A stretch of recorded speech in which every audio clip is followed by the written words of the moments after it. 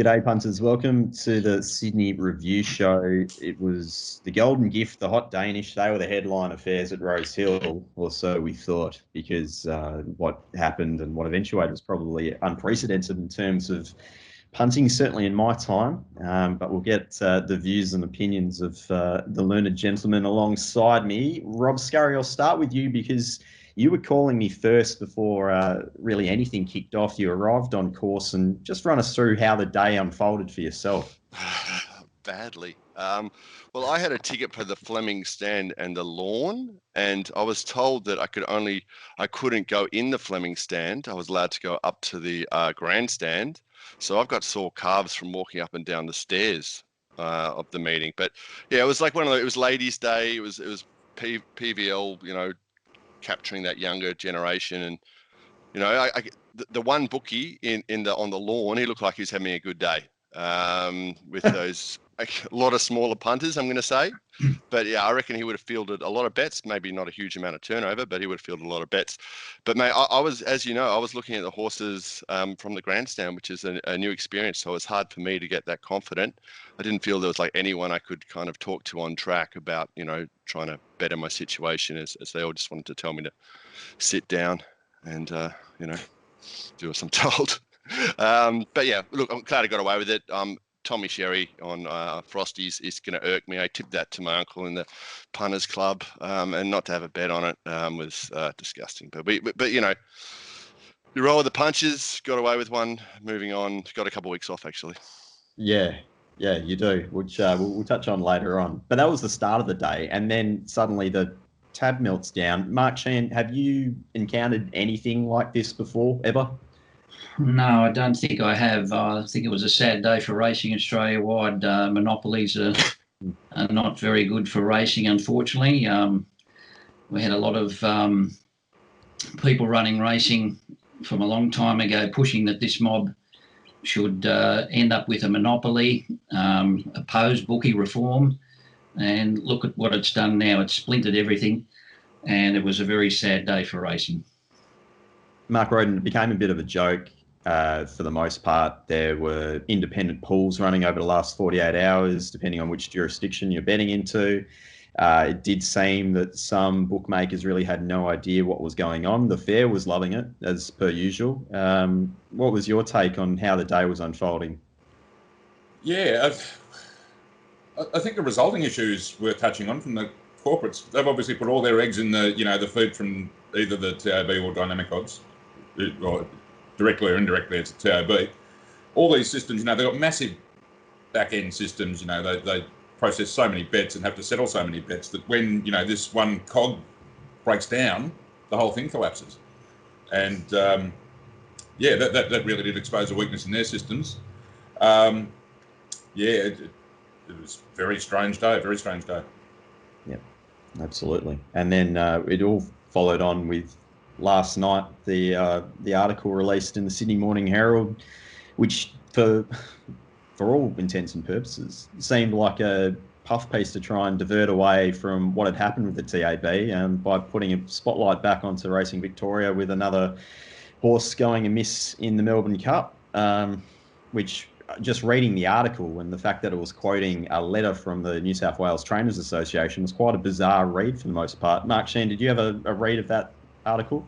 Well, apparently it's come out this morning that that was not the aim of the letter, to have Racing Australia take over the running of the Melbourne Cup, and thank God, because they can't handle the scratchings, let alone the Melbourne Cup. It seems there's no critiquing of racing in New South Wales, though.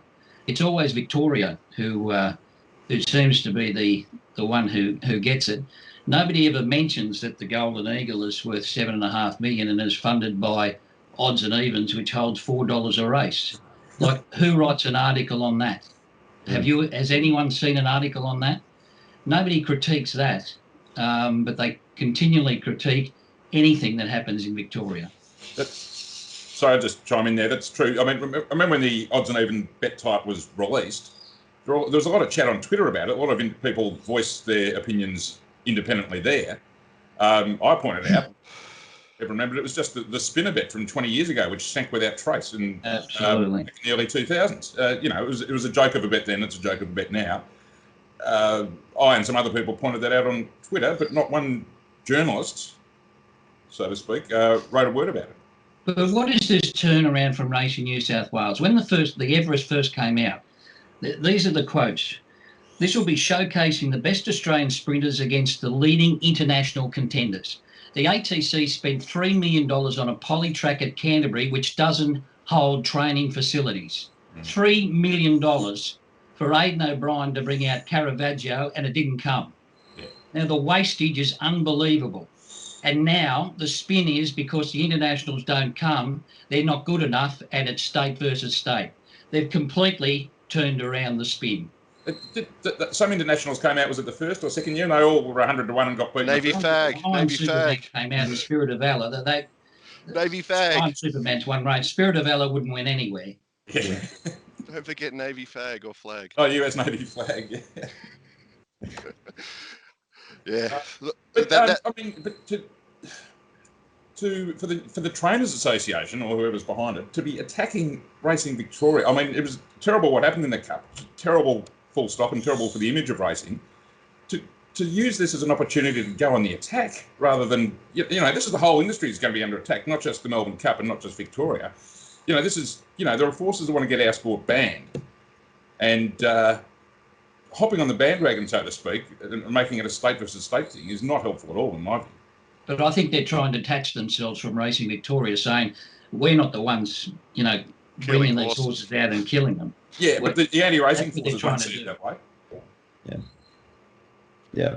That article had PBL's thumbprint all over it. Who is the head? Is that Richie Callender, who's head of the Racing Trainers Association, came back for that gig? He is the head of that, yes. Yeah, but as I said, Richard Pegham, the chairman of that, has refuted that article this morning. So I don't know what the gist of the letter sent to Greg Carpenter is then. Just how would you draft a response to that? It'd just be 3 words, wouldn't it? Starting with go. And sadly, Racing Victoria just seemed to, be talking about the whip rule. It's like that's going to appease these people from outside racing. These people will not stop until racing's banned. You just have to just ignore them and do the best you can in the best interest of the sport. It's just this tit for tat, one-upmanship, and the disregard of punters is such short-term, thinking. It's not. I think that there is certainly an issue with the Melbourne Cup that needs to be addressed. It's got beyond coincidence now, but using it for point scoring, they're taking on the mantle of horse welfare to score points. It's totally disingenuous, I think. And I think probably the greater underlying factor for punters out there is that we've just had a US election during the week, and the Betfair hold has now cracked $1 billion. And racing in the meantime is completely getting left in the wake of sport and events around the world, because it's far easier to bet into giant pools with huge amounts of liquidity than it is to try and even get a bet on before 9 a.m. In some jurisdictions, like in WA, there is no minimum bet laws. Racing administrators have no idea about wagering, and it's showing over and over again. And this is just a flashpoint almost in a way, but is there going to be anything done about it? I would really, really doubt it. You can see how short-sighted they are by the taxes and fees issues. Yeah. I mean, that just shows their short-sightedness, I think. Well, I said a couple of weeks ago that, shouldn't the alarm bells be ringing once Betfair did that zero-com day and the turnover, that was a bit of one-upmanship there from Betfair, sticking it to, the tab, yada yada. So everyone was betting in Melbourne, but, I don't think, are the fees just going to go up again in New South Wales? As the pool gets smaller, more and more people, leave and go to, maybe unpoliced jurisdictions like Citybet. What's Citybet? There are options out there for smart punters, and there's obviously a lot of smart punters. We saw that on the US election with the amount of money traded on the election, like $1 billion. How fun was that? Oh my God, it distracted my week last week just watching that. Racing New South Wales have done a lot of good things. Field sizes have improved. Midweek racing has not, though. It's gone backwards at a great rate because they've increased prize money at the country regions, and that's great for that. But that has had a knock-on effect, killing midweek racing almost. Have a look at the field sizes midweek. 7 races, lucky to get 7 or 8 runners. There seems to be nothing being done about that. But as I said, they've done a lot of good things as well. Saturday racing has definitely improved, but you can't just keep throwing money, $1 million races, and just thinking that's going to band-aid the problem. Yeah. Speaking of $1 million races, there was one there on Saturday. And look, we are going to review races 5 through 9. I mean, it's clearly nowhere near as important as the preceding 10 minutes that we've just been speaking about. But, you know, we're here to talk about wagering and talk about finding an edge going forward. So that's what we'll do. We'll start off with race 5, which was a benchmark 78 over the 1,800 metres. In terms of the speed of the race, they've gone even to the 600. Rob, it was a race won by accountability. Do you have anything to talk about with race 5? I wish I got a closer look at that number 13 winner. So I landed on Stockman here. You know, they keep saying he's a progressive type, but he looks like a sharp, you know, horse with a great zest for racing. Probably win next start up in distance. Good run. Sammy Clipperton just can't get one home. Vegas Jewel, probably go around again, keep that perfect Waller look about it, or maybe at top Waller, you know, just send it around. Like Ace Soleil, I think she's a myth. Wednesday horse. It looks like a lightly framed, looked like the wet track should suit her, and to not pass, you know, Vegas Jewel, I don't want her. I prefer the stable fresh. We saw that with Birdie back in the week. Yep. Mark Shean, the track actually played pretty well in the end. There was a little bit of drying out as the day went on. Yeah, we were lucky after we did the preview on Thursday when it was hoeing down. We had had a very nice Friday. There was a very hot day, and Saturday morning was quite warm as well. So the track did dry out a little bit. Look, accountability probably would have been a good thing beaten here. He was held up for a run. I just think he had no weight on his back, and he was able to wear down the ones who were up around the 60, 59.5 mark. Stockman looked home here, but he just got run down. So big odds winner again in a staying race. Yeah, indeed. Mark Rhoden, is there anything to take out of race 5 from your point of view? Not particularly. I ended up on Stockman, and I know Mark was on it too. We've been a bit not unlucky, but it's run to its finger. It's run to its best. It's just the thing with no weights bobbed up on the day. Knocked us off. That's racing. Yep, indeed. All right, let's have a look at this Golden Gift, the 2-year-old race, and now worth $1 million. Sneaky 5 came up from Moonee Valley. It was a pretty plain figure at the Valley, but it's come here and on a fast tempo. In terms of the class, they've gone 4.5 lengths fast to the 600. Managed to hold them all off. Rob, I'll start with you. Just run us through how some of these 2-year-olds paraded from your distant vantage point. Yeah, it's about 12 metres up, about 40 metres away. So not ideal. I did see this Sneaky 5, and I put it in the numbers. And when I sent it out, I thought it was like $7-8, and you know, kind of well found. And it's just gone express out the gate. It looks like a professional 2-year-old who would be suited by a softish track. So I'm not saying it's a great type or anything, but it was a professional. It looked professional, paraded very well, and you know, congrats Regan Bayliss making a go of it in Sydney. Serta at top, you know, I don't think it's much of it. The two good types here are the 1 and the 2. Captivant paraded pretty well. Ghost Rider as well, and the 7, which you know I thought was a bit shorter run, but did look like a quality type. That was a huge go, and yeah, money went awry there, kind of a bit of a bumping duel. But look, I think he's probably got to give him one more chance. Got to give the better style of horses one more chance on a slightly drier track. I think the 1, 2, and the 7. Sneaky 5 will probably run well again. Mark Shean, anything of interest here for 2-year-olds going forward into the autumn? I think Captivant was the best run in the race by a long way here. This was the first race out of the chute, so it was fresh ground down near the inside, and the winner had a good run. But Captivant and the heavily backed Hunan both missed the start, and particularly Captivant got in an awful spot. He was back 3 wide, didn't have a lot of cover, and he closed off best. So I think he's easily the one to follow out of the race.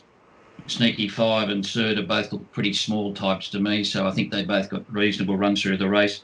There was a massive tip for Hunan. It was, I thought, easily held by Athelric in a trial, and but they just kept backing it. Wow. It was $26, the first price put up on Wednesday. I don't know how much you can get on for, though. Yeah. In the $3.70. Didn't pass a runner. Well, yeah, when I was looking to send it out, it was like $6. So it was a bit similar to Ice Bath last week. They just kept coming for them. I can't, you know, it was a massive tip. Yeah, well, it almost started favourite. Decent type. We've got to forgive it that. It's probably got a win or two in it. Mark Rhoden, how's your rating of this race compared to some of the other 2-year-olds we've seen so far this year? Significantly lower, is the short answer. Yep. Captivant is the best horse in the race and wasn't suited to a combination of the run he had and probably the track as well. He put it this way, the first two here have rated probably 4 lengths worse than Captivant did when he won his debut. So in terms of big races and looking to the autumn, he's the only one I'd be looking at. Okay. All right, we'll jump into race 7, the Hot Danish. Half the field was scratched, perhaps prematurely, given the way the day panned out. In terms of the speed, they've gone 5.5 lengths fast to the 600, so more than genuine tempo. Rob, you only had 6 of them here. Could you split them at all? I thought the 3 good mares stood out here, so I marked them 1-3-5, I think. But I don't think I've ever won a race with positive piece in it. It's just like a total bogey horse for me. Just if I back it doesn't win. It's just a nightmare. So that graved me up, and the fact that Savatiano, she's a very easy bet to have $4 now. But just watching her on the day, going from like $2.80 out to $4, and with positive piece in the race made me just want to leave it. Wanderbar, wet track type, holding conditions. So I thought that was some kind of chance, but in Erythrea seemed to have improved. But yeah, look, 6-year-old mares. This horse off a freshen up, easy to find now, but yeah, missed opportunity. Mark Shean, your reflection on the Hot Danish there? I was wrong here. I thought Savatiano might struggle in this sort of ground, but she didn't. She was bolting all the way. I got this race totally wrong. I think Positive Piece and Wonderbar both raced very flat off that heavy track run the other day. So when it was just too good, I did my money. She was probably very well in at the weights. On a good track or a dead track, it would have been up to evens. But there was the great unknown with the wet, but she handled it. Yeah. Mark Rhoden, did your reflections change Saturday morning when, half the field came out? Yeah, and the track did improve. They didn't get any further rain, as mentioned. And I actually thought it might be a bit better than it was, which was going to push me towards Savatiano. But after I've lost on things like Petronius earlier in the day, I think because of the track, I think 7 was about right. So that was enough to stop me back in Savatiano, and I just stayed out of the race. I don't think it's rated that well. She hasn't rated anywhere near her PB Lawrence win, for instance, but it was certainly good enough to get over this field, especially with Positive Piece and Wonderbar failing. Tricky Gal's run well. She closed off nicely. She's gone to about her best, but what was this worth? $500,000 or 500,000? 500,000. Yeah, there's a rubbish $500,000 race every week, isn't there? And I shouldn't say it's rubbish. Savatiano's a good mare, but it was 6-horse field, $500,000 prize money. Was pretty uninspiring stuff, wasn't it? Yeah, absolutely. Well, another race that looked pretty uninspiring by the time they jumped was race 8, the benchmark 78 over 1,300. Frosty Rocks just got his own way out in front. Just killed them, really. In terms of the pace of the race, they've gone fast for the class, 3.5 lengths fast to the 600. Rob, I know you were conflicted here about whether or not you just launched Frosty Rocks. In the end, you stayed out. Did you just fire off some missiles and run? Yeah. Well, I had it already backed, and I never really laid it back because it never looked like really getting beaten. So I expected it to lead. It led. What was I thinking here? Why didn't I? Tommy Sherry, he's just strength to strength, just pinged it out of the gates. He barely puts a foot wrong unless we're on a massive overs in the Golden Eagle. But yeah, look, promotions, not much, maybe you improve on a drier surface. The horse that kind of graved me up here was Oxford Tycoon. I thought that looked absolutely, complete top. I thought it might be suited on a softer track. So that was enough to keep me out of the race. But yeah, God, shock alert. this is, what do we mark it after the race, boys? Is this $1.20? Yeah, should be. Yeah. Well, Mark Shean, you didn't mind Dream Circle at a rougher price on the previous show, and it's run well into second as well.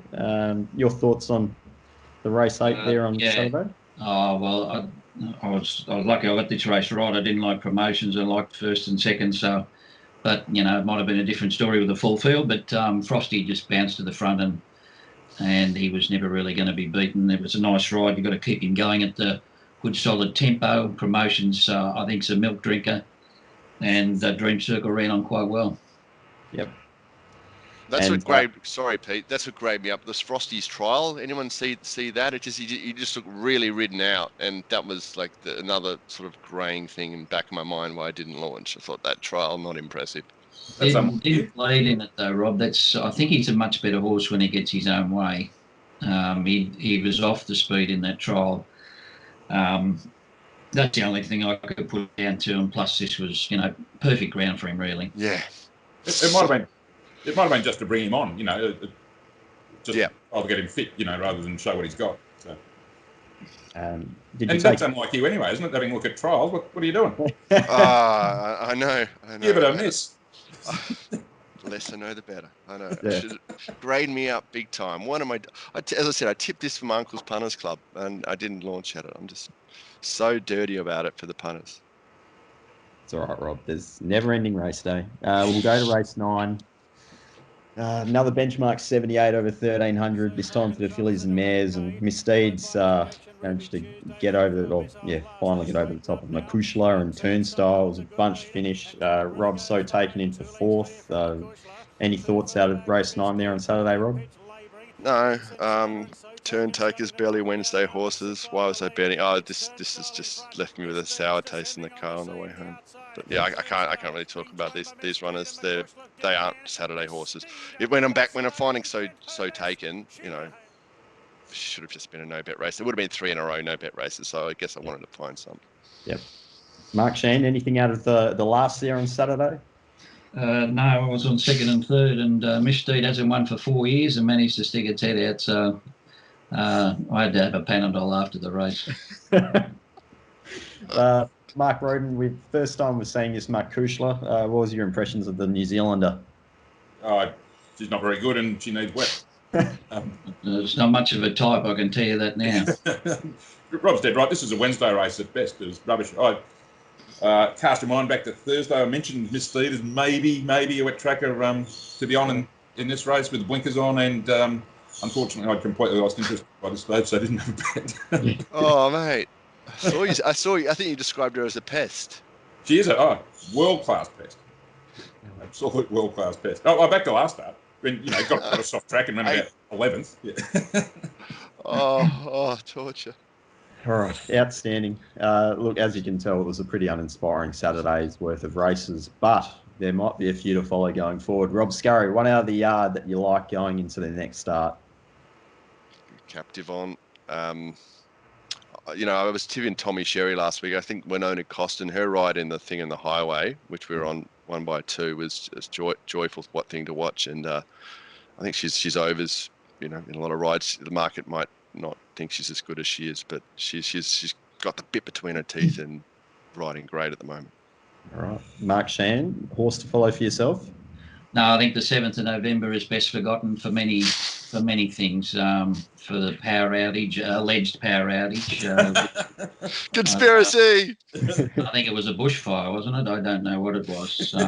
There's nothing to follow. Captive On's the horse to follow, but it'll be going for a spell, so I wouldn't be touching anything much out of the meeting. All right. Mark Rhoden, do you have anything to follow out of Saturday? No, I wouldn't drop off Stockman if he gets another wet track, but he'll be. Yeah, if he's in that sort of field again. He'll win. He'll go up in distance and win at about 2-1, and it'll be a tough watch. All right. We should probably talk about the week ahead. Now, Rob, you're not able to be on course for the next couple of weeks. Yeah, mate. My folks live in Newcastle, and the COVID restrictions up there looking at the horses impossible. So I've got to take this off, and I've never been to Kembla Grange. I'm going to keep it that way. All right, sounds good. We do have the Sorry, what is this race called at Newcastle? What The Hunter. The Hunter. Oh. Another $1 million race, Peter. Oh. Savatiano might back up in it. How lucky. She's about She to go went to the. past you. She did too. Yeah. I was on bloody Graph. How's that horse turned Oh. around? Jesus. Look, this is normally a very good meeting, actually, Newcastle. They get good fields. They've got a great track, so it should be a good day, actually. Got the Spring Stakes as well. Yeah, it is. That was one of my favourite races, Spring Stakes, for a long time. Yeah. But they stuffed with the program. Viscount Magic Albert. You remember those two, Mark Shean? Yes, I used to go to that 2-day meeting for many years, the Spring Stakes. So we saw some very good horses up there. Shogun Lodge in the old days. There were some great horses used to run in that race. Didn't Mahogany get beaten at 3s on or something in it 1 year? Yes, he did. It's a very small field, but he was beaten in there. It used to be good backing up from the second day there. Everyone was blind the night before. I was on Niagara against Mental in the maiden one year. That was it was a big push for me. I thought this Niagara's a good horse. So was Mental, Group 1 winner in a maiden. It happens. That's racing. That's why we love it. But yeah, Grand Army won his maiden there on that day too. On the yes. Won the My first mum race found there. it. My mum found it, Grand Army. backed it in the Doncaster. What a horse he was, Grand Army. Was it Grand Army and Maccabi Diva in the classic BMW? Yep. One of the best races ever. Look it up, punters. Go and see it. You have. That's why you're watching this show. Yeah. Because you love racing. Outstanding. Well, I'm actually looking forward to the preview show now. Can't wait. Mark Shean, Mark Rhoden, thank you for joining me. I'll see you on Thursday and we'll have a look at the Hunter as well as the Spring Stakes. See you, boys. Talk to you then. Yeah, cheer, Rob.